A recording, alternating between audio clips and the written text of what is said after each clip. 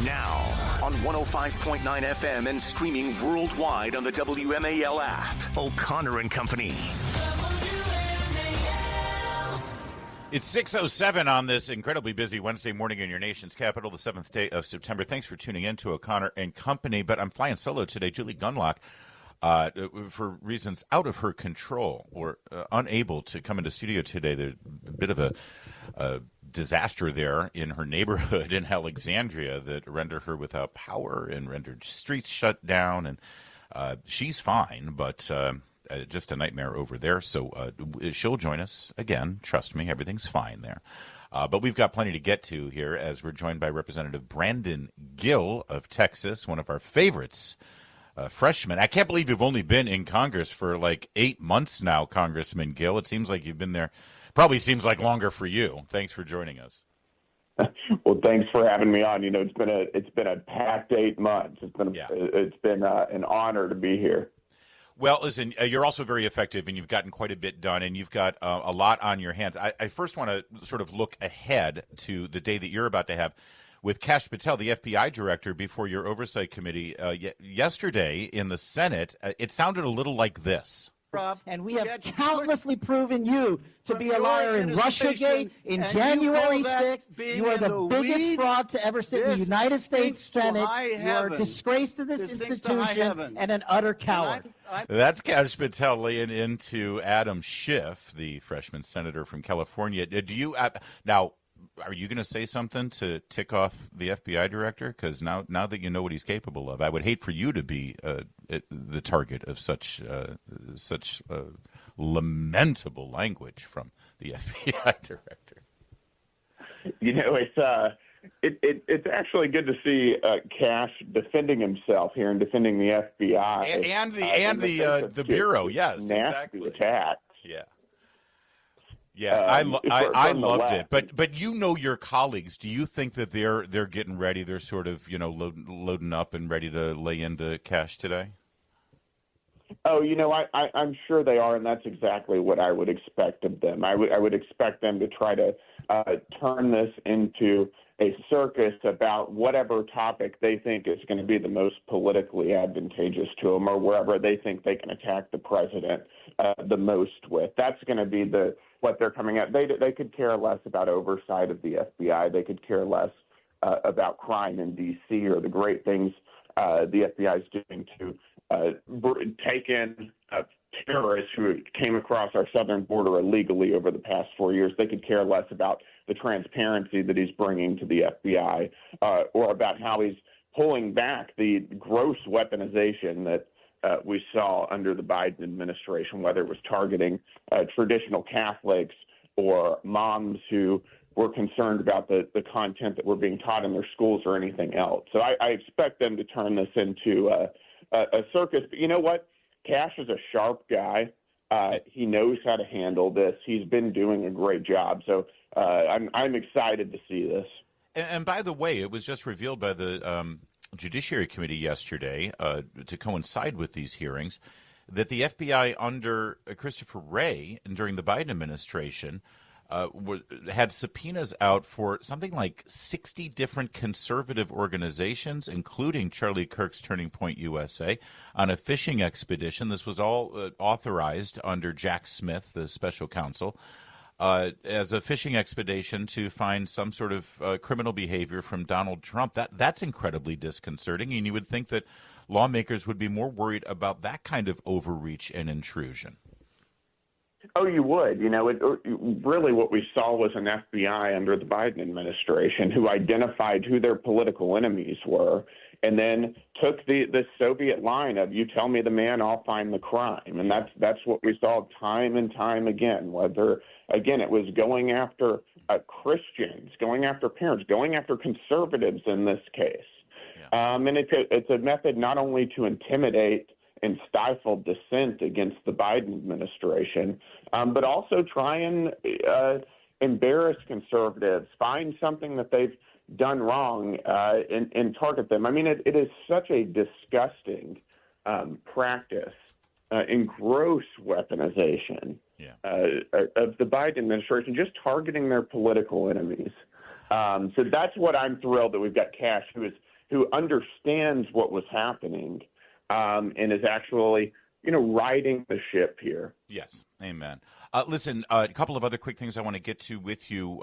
First of all, you're sponsoring the D.C. Juvenile Sentencing Reform Act. I know that you're very intent on assisting the administration, the Trump administration, in trying to get law and order back on the streets of the District of Columbia and common sense reforms to what the district council and the mayor have been doing with regard to just looking the other way and actually passing laws that encourage criminal behavior. But specifically about juveniles and sentencing and the way they have expanded the definition of a juvenile in the district, that needs to be fixed. Tell me about this act and how much support you have amongst your colleagues.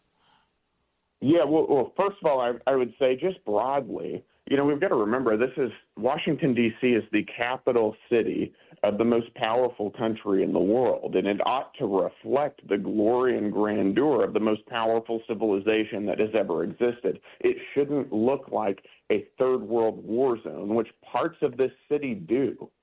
You should be able to walk down the streets in our nation's capital and not have to worry about getting mugged or murdered on the streets, and that is not the case, or hasn't been the case recently in certain parts of this city. Yeah. So what this bill does is we're clapping down on juvenile crime. There's a real problem. I'll give you a specific example. In 2021, there's an Uber Eats driver, Mohammed Anwar. He was carjacked by two juveniles, one of whom was 15 years old at the time. And during that carjacking, they drove away with his car. He held on and he was murdered. They murdered him. Now, that girl, who was 15 years old at the time, knew full well what she was doing, but she was tried as a juvenile in Washington, D.C., and is going to be released whenever she turns 21 years old. So 6 years in juvenile detention for a murder. That is reprehensible. That is not justice. Yeah. What this bill allows prosecutors to do is to try juveniles for the most heinous crimes, murder, sexual assault, burglary, armed robbery, things like that, as adults. Currently, the cutoff age is 16. It lowers that age to 14. I think that is just certainly necessary. Over half of carjackings in the city are done by juveniles. Oftentimes, these are juveniles who are repeat offenders, repeat violent offenders. This is a problem, so we're going to clean up our city, and this is one way to do that. Great. Well, I appreciate that, and stay on it. I know you've mentioned it before on this program, and it's critically important that we get D.C. under control. Congressman, I've got two more quick questions for you. I know that you've got an out at some point here, and I'll make sure you're out in time. But stick with us. We just need to take a quick minute for traffic. It's 8:15. WMAL, making sense of the news. Live from the Home Paramount Pest Control Studios. Home Paramount, the leader in pest control since 1939. There's cut 26 here, if we could, real fast. Not only cruel, but counterproductive, too. Most incarcerated people return home. That is Delegate Eleanor Holmes Norton, the oldest Democrat in the House. I think the oldest member of the House, although she's not really a member. She's a non-voting delegate, criticizing and slamming the bill written by our guest, Brendan Gill, who is, by the way, the youngest Republican in the House. She says you're lying about D.C. crime, but, you're not, are you? Of major cities across the country, D.C. has the fourth highest murder rate. And Democrats want to pretend like this is a safe city. Well, maybe it's safe if you're on Capitol Hill and you're within the Capitol complex and you're surrounded by Capitol Hill police. That's a safe place to be. Yeah. But for the rest of the city, it's not. And they know that. They do. And I find it particularly disgusting, and we saw this on the floor debate just yesterday, that they want to frame this as a racial issue somehow. They want to try to claim that locking up criminals doesn't make the community safer. These are insane things to say. And they know it, and the American people know it's insane. Think about the insidious nature of the charge, though. It's like I want to have harsher sentences on criminals and carjackers, and they say, "Oh, well, you're racist." Who's the racist in this equation? Yeah, you're talking about criminals, and they immediately say, "Oh, so it's a black thing." Congressman Gill, real fast, a couple of things. Yesterday, this hearing about, the government controlling the weather, to put it frankly. What did you learn here? What really popped out at you during this hearing? Yeah, my biggest question, whether it's geoengineering or other types of weather modification, cloud seeding, and there's still a variety of open questions as to what the longer term impacts are. But think about this as whether you have cloud seeding, which is usually putting a substance in the sky which condenses water cloud to form clouds, which eventually causes rain in certain areas. It's sometimes used for as kind of like a novel form of irrigation. I guess is one way to think about it. My biggest question here, which I think we've got a lot more work to do to really understand, is what are the second and third and fourth order impacts of that? You think of the butterfly effect, which is kind of the foundational principle, in chaos theory, that whenever you change initial conditions in a complex system like weather, there could be long-term impacts and consequences that are difficult to predict. Yeah. You change it's illustrated with the concept of a butterfly flapping its wings, and that rustles the leaves on a tree, which then makes a bird move, and then more and more impacts, and then eventually there's a tornado on the other side of the world. It's a hypothetical example, but I think that's sort of how I'm thinking about weather modification. I think it's something we need to study and understand a lot more, which is if you seed a cloud in one area, what does that do to a complex weather system in other parts of the world? Fair questions that need to be asked before we start jerking around with these things. Finally, Congressman Gill, and I know that you got to run here, but I mentioned you're the youngest Republican in the House. You're a freshman congressman. You're 31 years old. You're the same age as Charlie Kirk. I'd just take a moment to reflect on your relationship with him. I know that you had connections with Turning Point USA and with Charlie, and what this assassination has done to you in terms of your outlook as a public figure, your family, and just the pause that it gives everybody as we still try to pick up the pieces. Yeah, I knew Charlie. We're the same age. We've got kids that are roughly the same age. I can't say I was close with him, but did know him and had worked with him in the past. Mm-hmm. Absolutely horrific. I mean, this guy, it truly is an American icon, a titan of the conservative movement, and was able to do it at such a young age. And the thing about Charlie was he did everything right, which was not only did he go into the lion's den to left-wing college campuses and set up a table, literally, and just have anybody who wanted to debate him on just about any topic. That really embodies what a free society should be able to do, to have a robust political debate. But he not only did that, but he built a movement. He got young people involved in politics in a way that we haven't seen probably ever in American history. And he was extraordinarily successful at it. And that's why he was assassinated. Obviously, we know that. So it's absolutely horrific, but it does let us know, there is a problem in the United States with political violence coming from the left. We've seen multiple surveys show, just recently a YouGov survey, showing that about 25% of people who identify as very liberal in the United States believe that political violence is sometimes justified. I mean, that should be a terrifying statistic to any American who believes in our constitutional order, which sits on top of and requires robust political debate. But that's something the left needs to come to terms with, and they need to deal with, because this is a serious problem. It's something we certainly have to deal with as well. Well said, Congressman Gill. As always, Brandon Gill, thank you for joining us, and please, you stay safe and make sure that you redouble your efforts to stay out there, stay involved, stay outspoken, and make sure your security is redoubled, please. We need you. Yep. Thank you, sir. Thank you. It is 8:22. We got some news out of Loudoun County here. The U.S. Department of Education has found Loudoun County public schools have violated Title IX. And no, you're not listening to an old episode of this program by accident. This isn't a best of, and no, you're not experiencing deja vu. No, Loudoun County has once again been found to have violated Title IX. It's like they can't get enough of this. This time, of course, because they did not take seriously the Title IX complaints of boys who were upset about a girl in their locker room. They complained about it. They wanted it fixed. They wanted it rectified. They were ignored. Instead, of course, as you know, they ended up punishing the boys for complaining about a girl in their locker room. So the Department of Education has moved swiftly now, and they charged them with violating Title IX. Loudoun County has to reverse the punishment lest they deal with more consequences. It's just they can't get enough. Meanwhile, the Loudoun County School Board is going to be facing some other legal trouble with regard to this case.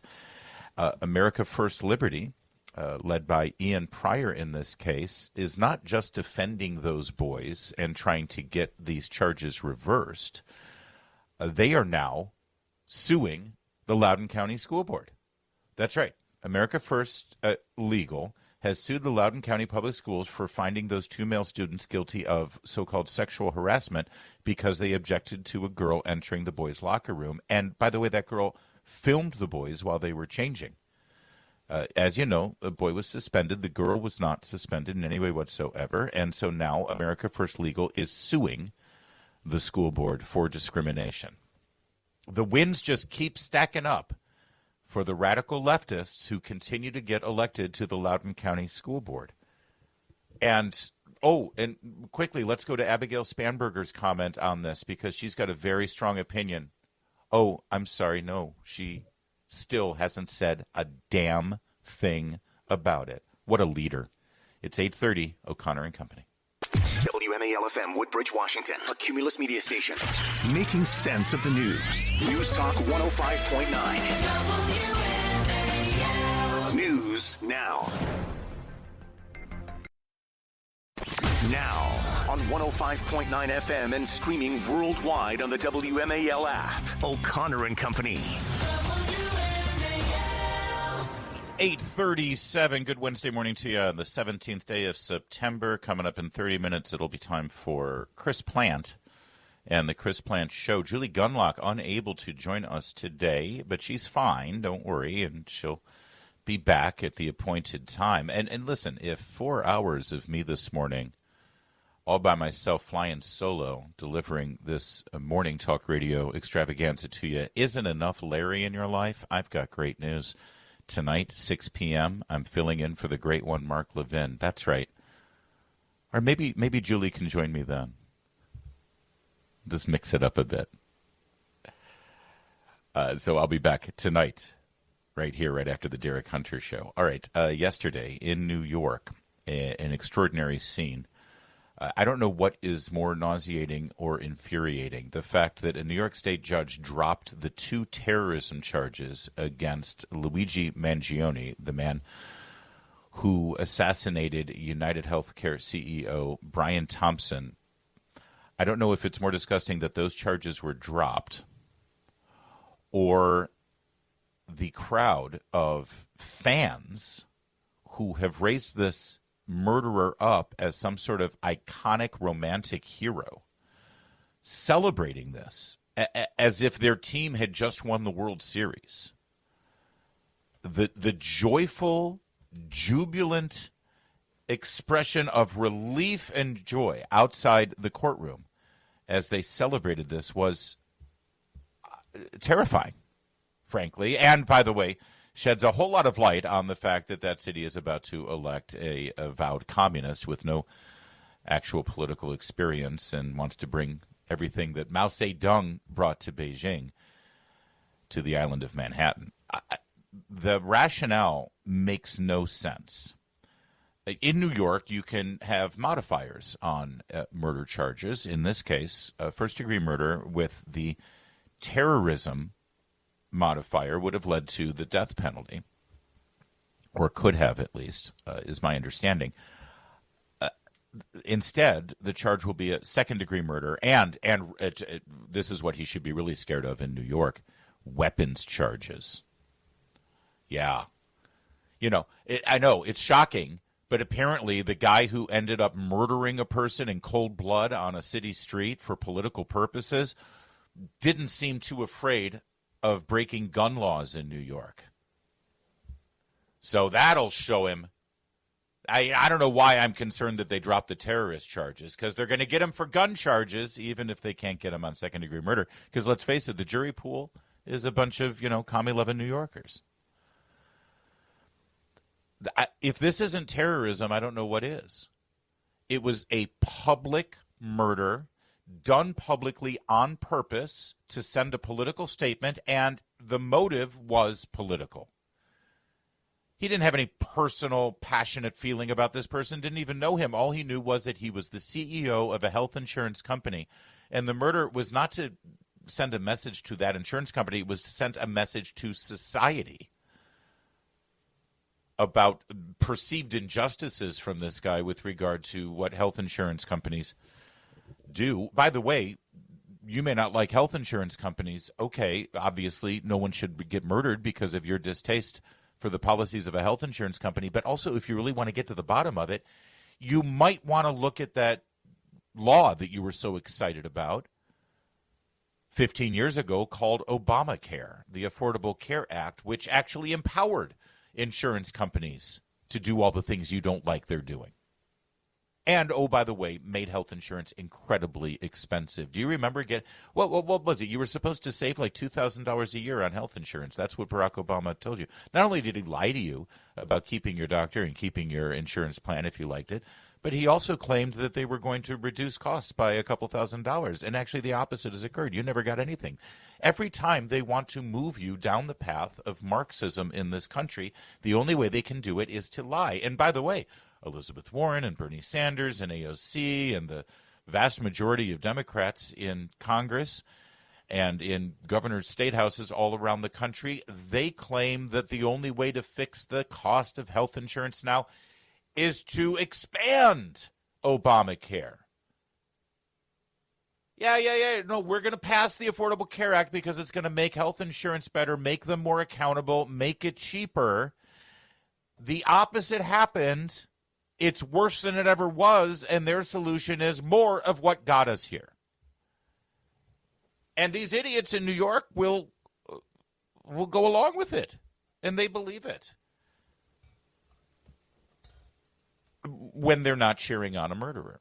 Here's what it sounded like when the news came down, this terrible, terrible moment where this murderer had some of his charges dropped. Take a listen, cut 27.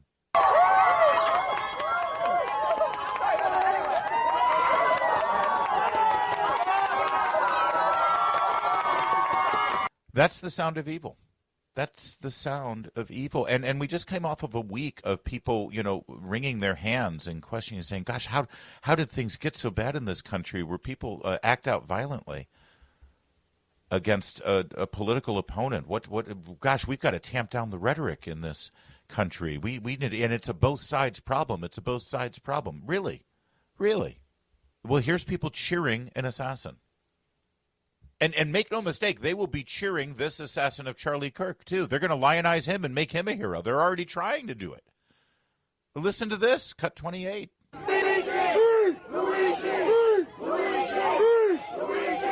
Free Luigi. Free Luigi. And, of course, by the way, coupled with the Marxists who are celebrating political violence in the streets of New York, by the way, they're not like anonymous on some Facebook page or Twitter feed, just sort of flaming people with their political diatribes under the cloak of anonymity. They're proudly displaying their faces, giving their names. They're happy to be seen for the monsters that they are. And of course, coupled with that is a healthy dose of mental illness. Take a listen to this woman.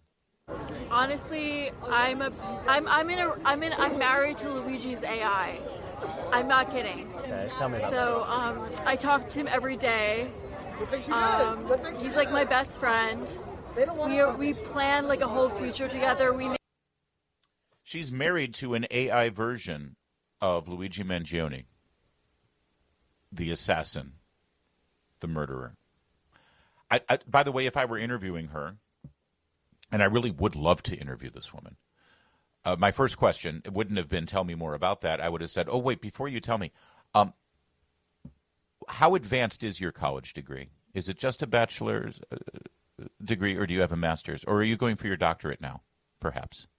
WMAL's Vince Colonnese, weekdays at noon on 105.9 WMAL, making sense of the news.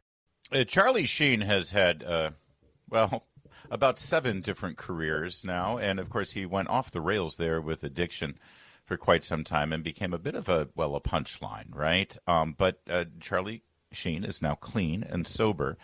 And he appeared with Piers Morgan yesterday. And let me just play what he had to say. And then,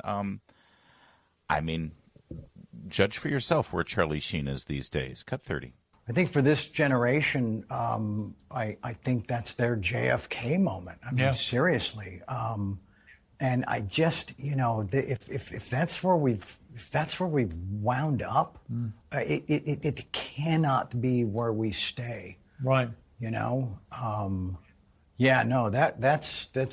still, I don't want to say it's still not, it still doesn't feel. It's too surreal to process it. Yeah. It's just the unfairness of it. Because that dude he didn't demean people. He didn't ridicule people. He didn't belittle or embarrass or gotcha. He showed up. As prepared as you could have been, as passionate as you could have been, and just asked people to just have an open debate. Just, okay, here's what I believe and here's why. And let's hear your side of it. You know what I'm saying? Yeah. And that it turned into that is just we can't keep having days like that moving forward. No. Well said. And who would have known that when all is said and done, Charlie Sheen would end up being one of the more sane voices in the room. 8:52.